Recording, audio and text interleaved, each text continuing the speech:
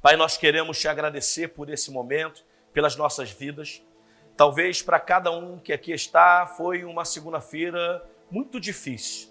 Pelo menos para mim, ó Senhor, foi, mas o Senhor me ajudou e me fez superar, e aqui nós estamos na tua igreja. Que o Senhor venha nos instruir, que o Senhor venha nos ensinar.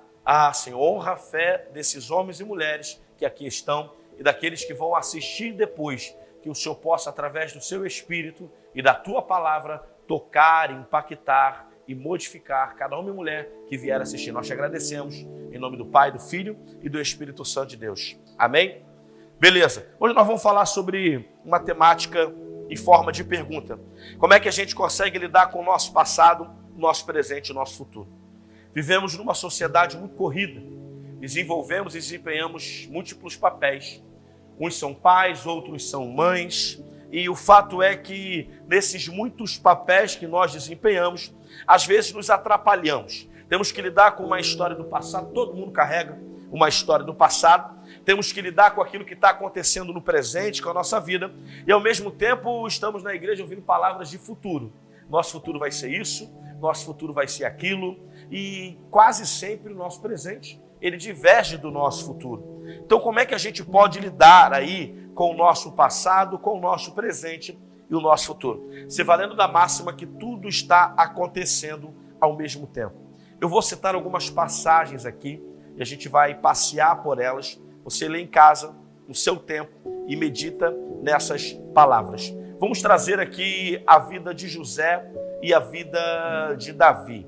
Davi, quando chega naquele vale de Elá, onde você conhece a passagem, Golias está ali há muitos dias afrontando aquele povo, o povo de Israel, o povo escolhido. Vai lembrar que gente escolhida também é afrontada, e às vezes afrontada neutraliza-se, paralisa-se. Acho que se você buscar na sua memória, você vai perceber que algum dia da tua vida você ficou paralisado, paralisada diante de uma circunstância que parecia intransponível, que parecia maior do que você, mais forte do que você. Era isso que o povo de Israel estava enfrentando naquele vale, o vale de Elá. Fato é que quando Davi chega naquele vale, nós já dissemos isso, ele percebe uma atmosfera diferente. Ele percebe que ali existia uma atmosfera de medo. E um outro fato é que Davi carregava dentro de si uma atmosfera que era contraponto, que contradizia aquela atmosfera de medo. Davi carregava dentro dele uma atmosfera de coragem. Como é que você diz isso, pastor? Porque Davi enfrentava urso, Davi enfrentava leões, Davi protegia ovelhas, Davi precisava viver como alguém que era corajoso. Quando a gente vive como alguém que é alguma coisa, significa que a gente já carrega dentro de si aquilo que a gente manifesta.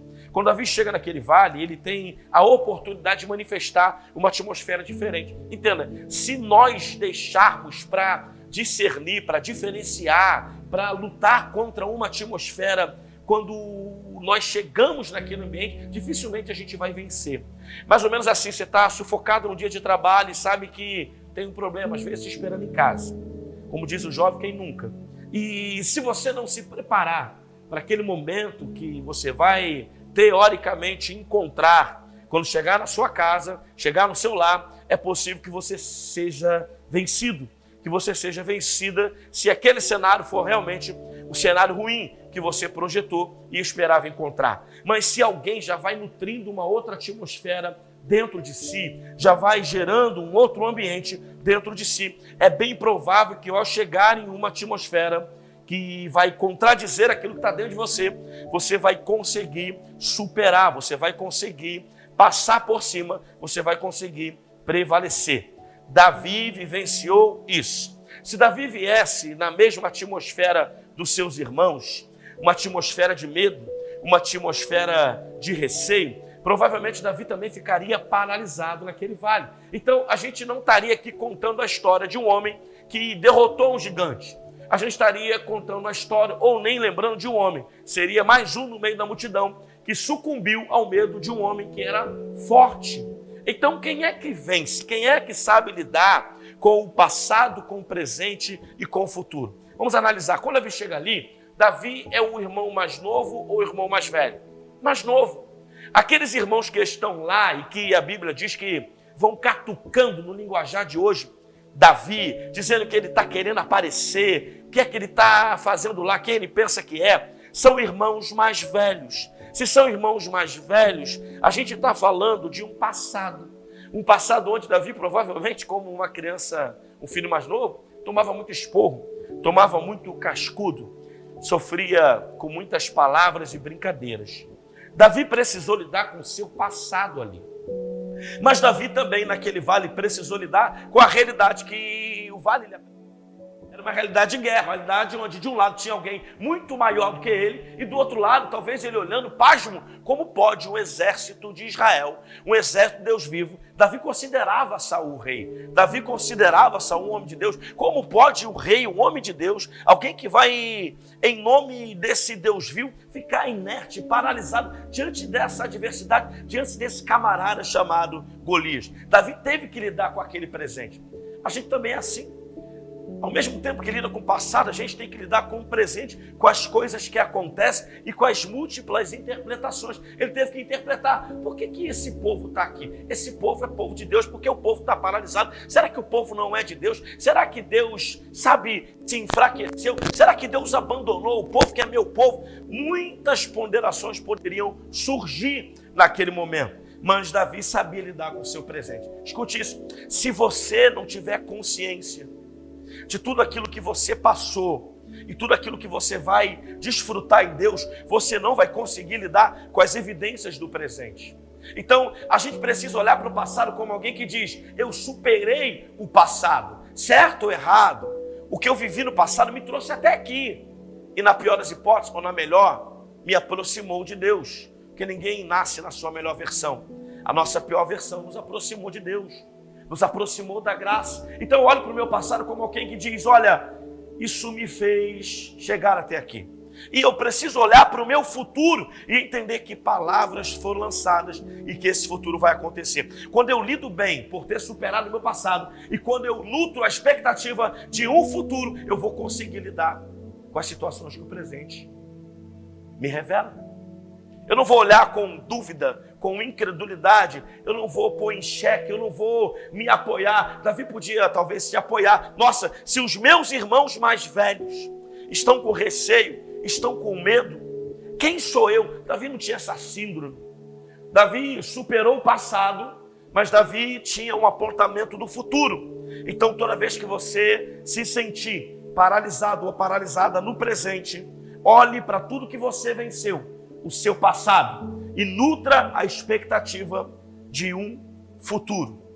A verdade é que a expectativa é a mãe do milagre. Eu quero que você anote isso. A expectativa é a mãe do milagre. Os milagres nascem no ventre daqueles que possuem grandes expectativas daquilo que Deus pode e quer realizar. É só assim que você supera o presente. Quem viu o teu passado não vai entender o seu presente. Quem viu Davi, por que os irmãos entendam? É natural a gente entender por que os irmãos de Davi trataram Davi daquela maneira. Davi era só um garoto, era só um moleque, era só o pirralho, era só o preferido do pai, era só um mimado, era só quem não tinha tamanho para pegar na espada, e agora ele chega ali querendo resolver a parada. Eu entendo os irmãos de Davi. É porque quem viu o teu passado não entende o seu presente e possivelmente não vai aceitar o teu futuro. É mais ou menos como um casal que um olha para o defeito do outro. O que aconteceu ontem é passado, mas é natural, a gente vai observando o defeito do outro, o defeito do outro, daquilo que aconteceu ontem é passado, e a gente se prende àquela versão. Então quando alguma coisa começa a acontecer, ou aquela pessoa declara acerca de algo do futuro, é natural que nosso primeiro impulso seja prendermos-nos ao passado, ainda que seja daqueles que nós amamos. Isso faz parte da nossa psique. É o nosso primeiro estímulo, é o nosso primeiro impulso. Aqueles homens viram o passado de Davi, não entenderam o que estava acontecendo ali. Era o presente. E você vai entender que também não aceitaram o seu futuro. Saul também não aceitou o futuro de Davi. Saul não entendeu o que estava acontecendo ali. Ali estava nascendo o novo rei de Israel. Se ele entendesse o presente de Davi, ele jamais tentaria abortar, sabotar o futuro de Davi como rei. É porque ele não entendeu aquele momento, ele não entendeu quem Davi estava se tornando ali, possivelmente porque olhou o passado de Davi. Quem é Davi? Quem é esse garoto? Quem ele pensa que é? Coisa semelhante aconteceu com José. Coisa semelhante aconteceu com José, que se, assim como Davi não estava na atmosfera dos seus irmãos, José também não estava. Se José estivesse na mesma atmosfera, se ele carregasse dentro de si a mesma coisa que os seus irmãos carregavam, provavelmente ele teria o mesmo destino que os seus irmãos tiveram. Ele estaria com ele, assim como Davi estaria com seus irmãos paralisados lá no Vale de Elá. Mas Davi carregava uma atmosfera diferenciada. E no caso de José, se José carregasse a mesma atmosfera, se tem alguém me assistindo aqui que é sonhador e sonhadora, boa coisa e bom início isso é, porque José carregava uma atmosfera de sonhos dentro de si. Você sabe que no passado, no tempo patriarcal, antes dos profetas, Deus se revelava através de sonhos. E à medida que o tempo foi passando, Deus foi, na sua multiforme, multigraça, modificando a maneira de falar com o povo, e aí ele vai levantar os profetas, e assim a vida vai avançando. Mas nesse tempo aqui ainda, no tempo de Abraão, de Isaac, de Jacó, Deus se revelava em sonhos. Foi por isso que José teve sonho. José carregava essa atmosfera do céu. Porque se naquela época, pensa comigo, ter um sonho de Deus significava o quê? Carregar a presença de Deus. Ele carregava uma atmosfera do céu. É por isso que ele não viu maldade em sentar na mesa e dizer aos seus pais e aos seus irmãos sobre o sonho que ele teve, que resumidamente simbolizava que todos eles se curvariam. Agora, se você avançar a Bíblia e olhar para o futuro de José, ora, não foi isso que aconteceu? Isso foi bom, isso foi benéfico para os seus irmãos, para o seu pai, porque José pôde nutrir, pôde alimentar, pôde socorrer a sua família no futuro. Só que quem viu o passado, quem via José era só um garoto arrogante, um garoto sonhador, um garoto que se achava mais que todo mundo. E aí você vai dizer assim, então eu estou bem na fita, pastor, porque eu sou esse homem, essa mulher. Não, eu não estou dizendo que você precisa se achar maior que todo mundo, porque se você for observar a conduta de José, em nenhum momento ele se pôs acima, ele apenas narrou aquilo que Deus dissera acerca do seu futuro, e ele pagou o preço por isso. O preço é da não aceitação. As pessoas não aceitavam o futuro de José, elas não entendiam o seu presente, porque olhavam para o passado dele. É só um garoto, é o irmão mais novo. Percebeu a similaridade de José e de Davi? Fato é que em quase todas as vertentes da vida, se você for procurar passagens na Bíblia para falar acerca de algo, você vai encontrar na vida de José e vai encontrar na vida de Davi. Se José carregasse a mesma atmosfera que seus irmãos, provavelmente ele estaria com seus irmãos implorando comida no Egito. Quando Deus nos traz um sonho, quando Deus se manifesta através de uma visão no futuro, e às vezes a visão não está tão clara, a gente só tem evidências, e é natural que entre o que ele mostra e o que aconteça, a gente às vezes erre no caminho. Entre o passado, o presente e o futuro, a gente vai errando. Eu costumo dizer que é entre erros e acertos, e tomara que você tenha mais acertos, porque no final da vida, essa balança precisa estar favorável nos acertos, assim como ela é favorável no mundo espiritual, com a graça que superabunda sobre o pecado estabelecido na carne. Imagine a sua vida como uma balança. Não se preocupe com o quanto ela está pendendo para um lado ou para o outro agora, não. Se preocupe com o que todo dia você está colocando e em que lado você está colocando, em que lado da balança, porque a vida com Deus não é uma corrida nem um tiro de 100 metros. A vida com Deus é uma maratona. Então, saber lidar com o seu passado, o seu presente, o seu futuro, não é uma coisa do dia para a noite, não é como uma corrida de 100 metros, é como alguém que sabe correr uma maratona, sabe a maneira de respirar, sabe a maneira de diminuir o ritmo, de manter o ritmo, sabe a maneira de avançar com mais força e velocidade. José também era esse cara. É por isso que Davi também era esse cara. É por isso que Davi não estava lá no vale paralisado e José não estava prostrado, implorando por comida no Egito. Ele não estava. Mas é natural, eu quero repetir, quem não viu o teu passado, não entende o teu presente e não vai aceitar o teu futuro. Mas é você que precisa saber lidar com o seu passado, seu presente e seu futuro. Quer um exercício? Eu não sei como aplicar isso na minha vida. Comece com quem está do teu lado. Comece aprendendo a lidar com o passado, o presente e o futuro dessa pessoa com que você convive. Afinal de contas, nós somos imagem e semelhança de Deus, amamos ao próximo como a nós mesmos, é sempre do outro para a gente, da gente para o outro. Então o melhor exercício é pratica no outro. Não pratica só o julgamento, nem a acusação, nem a tal crítica construtiva. Pratica também a observância do saber lidar com o passado, o presente e o futuro. Talvez desse homem, dessa mulher que Deus permitiu estar ao seu lado. E às vezes a gente fica reclamando do nosso presente. Quero te lembrar que o nosso presente um dia vai ser passado e o nosso passado um dia foi presente. Significa, parece loucura, começou loucura. Mas o que você está vivendo hoje vai se tornar passado. E se você reclama do que está vivenciando hoje, talvez amanhã você vai se arrepender de palavras ditas daquilo que hoje não é presente, é o teu passado.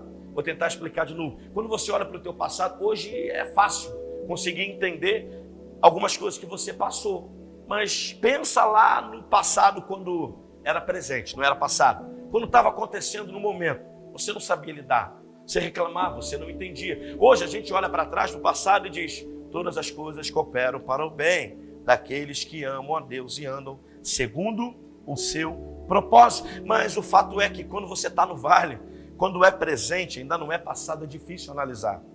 Mas observe o teu presente hoje com essa ótica, sobre esse prisma, que amanhã ele pode e vai virar passado. E é possível que você tenha uma outra visão e diga, poxa, tudo aquilo me ajudou a ser quem eu me tornei hoje. Tudo aquilo me fez mais forte, ou ainda que tenha me derrubado, me trouxe humildade, me trouxe sensibilidade. É isso. Você sabe que quando Saulo ele cai literalmente lá na estrada de Damasco, ele perde um dos sentidos. Qual o sentido que ele perde? O da visão. E eu não sei se você já tentou fazer isso, pelo menos comigo funciona. Toda vez que eu quero aguçar um outro sentido, eu anulo um. Vou dar um exemplo. É difícil usar gravata, gordinho, aperta, e eu logo fico me desmontando enquanto prego. Mas o fato é que quando eu estou colocando a gravata, ou apertando, ou colocando um cinto, alguma coisa que está muito difícil, eu não sei porque eu tendo a fechar os olhos. E eu percebo que ao fechar os olhos, a minha visão, o meu tato fica aguçado. É natural. Já experimentou essa doideira? Você tem que ser o rato de laboratório da tua vida espiritual, crente. Você tem que testar em você as coisas. As principais maravilhas, os principais milagres e aprendizados, eles vêm das coisas simples que você já vive. É você que não está desejando observar isso. Então, eu te desafio de hoje para amanhã, fazer uma oração e ficar atento a tudo que você está vivendo, nos mínimos detalhes. Quando eu fecho os olhos para abotoar uma blusa, eu tendo a ter mais facilidade de abotoar. E eu consigo, coisa que com os olhos abertos eu não consigo. O que significa isso? Quando é retirado de você um sentido, o outro aflora. Foi isso que aconteceu com Saulo também. Ele perde a visão. Por ele perder a visão agora, ele obrigatoriamente fica mais sensível. Ele tem que dar as mãos para aqueles que estão ao seu lado. Paulo também teve que lidar com o seu passado. Você sabe disso. Quando ele agora é instituído apóstolo de Cristo, ele vai todo empolgadão falar com quem? Com Pedrão. E quase recebe um socão de Pedrão. Porque Pedrão era Pedrão, né, irmão? Não dá para trocar o nome de Pedro, é a pedra. E Paulo teve que lidar com isso. Ele sabia realmente quem ele foi. E ele perseguia, mas ele perseguia acreditando fielmente que estava na direção correta. Mas esse julgamento, para ele não pesava, porque ele se prendia aos fatos.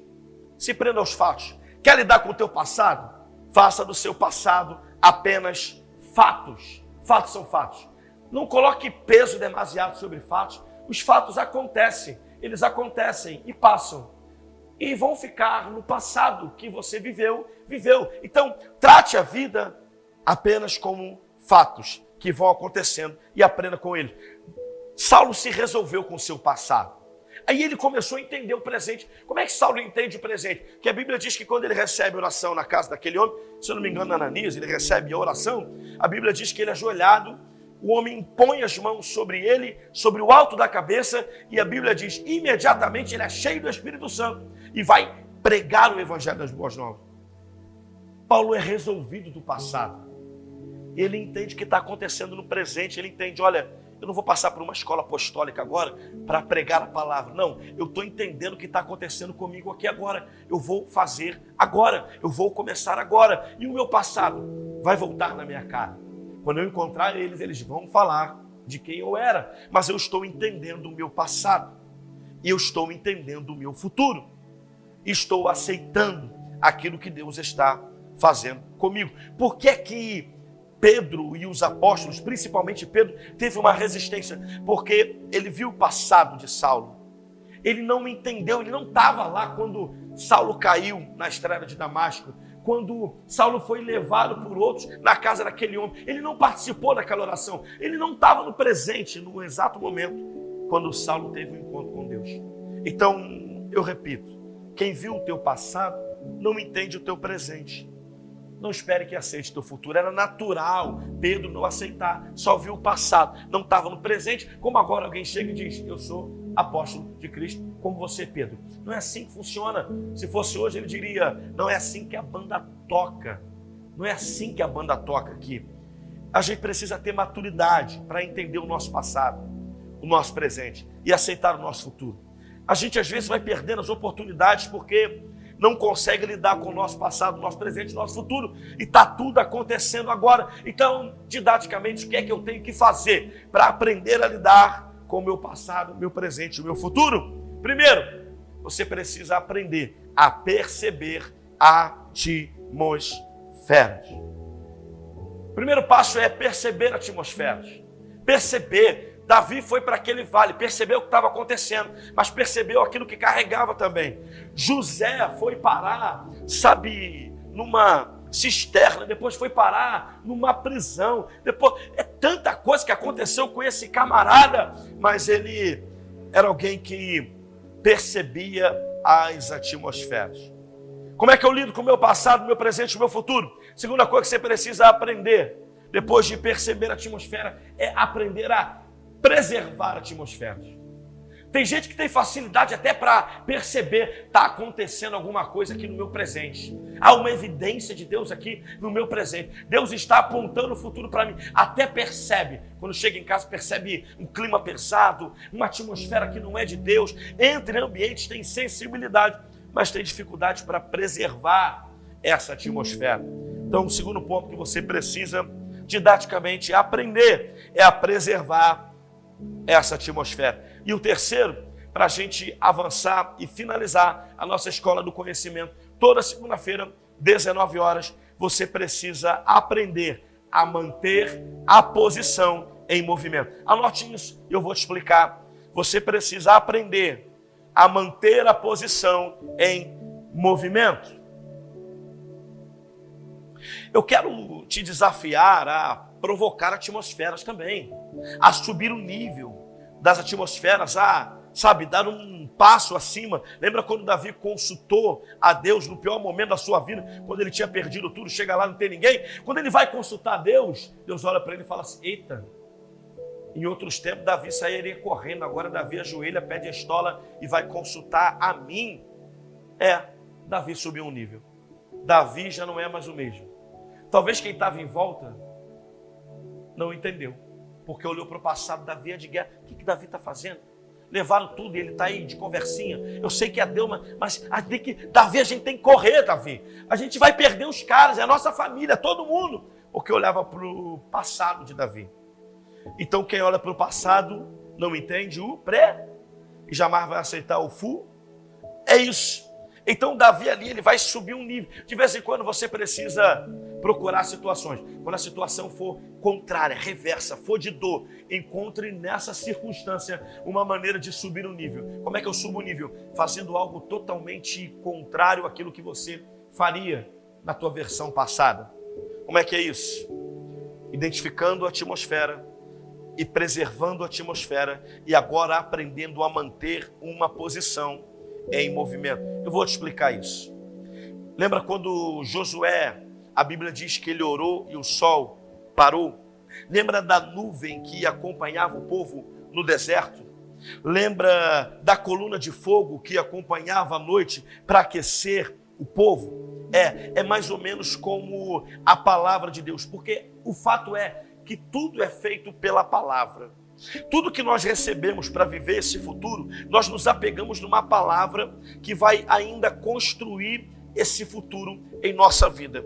Então, tudo aquilo que estava acontecendo, a nuvem, a coluna de fogo, a palavra liberada por Josué, sol detenha-se, lua detenha-se, era sempre uma palavra embasada naquilo que Deus desejava. Então, quando eu lanço uma palavra, preste atenção, quando eu lanço uma palavra, na verdade eu estou firmando uma posição em Deus enquanto me mantenho em movimento. Porque no meu presente tudo está dando errado, eu acredito no futuro que vai chegar e eu não estou vendo nada. Então eu lanço uma palavra em Deus e continuo me movimentando. Enquanto eu me movimento, essa palavra me posiciona em Deus. Provérbio 18 vai falar sobre isso, sobre o poder da palavra, para dar vida, para dar morte. Quem decide é você. Mas o fato é que quando Josué declara, sol detenha-se, lua detenha-se, ele declara a palavra e não fica parado esperando a palavra se cumprir. Ele declara e continua fazendo aquilo que estava fazendo e o que deveria ser feito. Ele firma uma posição numa atmosfera, ele discerniu a atmosfera, ele guardou a atmosfera e agora ele vai lançar uma palavra enquanto ele se movimenta para fazer o que é preciso ser feito. Ele lança a palavra e agora a palavra está lançada. Aquela palavra é a posição que ele ocupa em Deus. Está ficando confuso. No espaço-tempo. Porque o que é o espaço-tempo? Passado, presente e futuro para Deus não existe. Vocês conseguem me acompanhar, quem está de casa, quem está daqui? É meio louco, mas eu sonho com uma igreja e desafio uma igreja a vivenciar essas loucuras. Você precisa, preste atenção, vivenciar essas loucuras. Então, terceiro ponto, aprenda a manter a posição ainda quando estiver em movimento. E quando eu mantenho essa posição, declarando, lançando palavras acerca do teu futuro e vai fazer o que deve ser feito. Vai declarando o que Deus disse acerca do teu futuro e vai fazendo o que deve ser feito. Chega no ambiente, discerne a atmosfera. Depois, preserva a atmosfera que Deus colocou em você. Não deixa ninguém roubar aquilo que colocou. E depois, vai declarando e mantendo a posição enquanto você se movimenta. Como eu mantenho a posição enquanto vivo a minha vida? Liberando as palavras que Deus disse a teu respeito e acerca do teu futuro. Eu espero que eu tenha esclarecido algumas coisas para você nessa edição da Escola do Conhecimento. Toda segunda-feira nós nos encontramos aqui. Foi um prazer ter você aqui. Compartilha com alguém, segue aqui o nosso canal, se inscreve, que eu tenho certeza que grandes coisas Deus vai fazer, unção e conhecimento para a tua vida.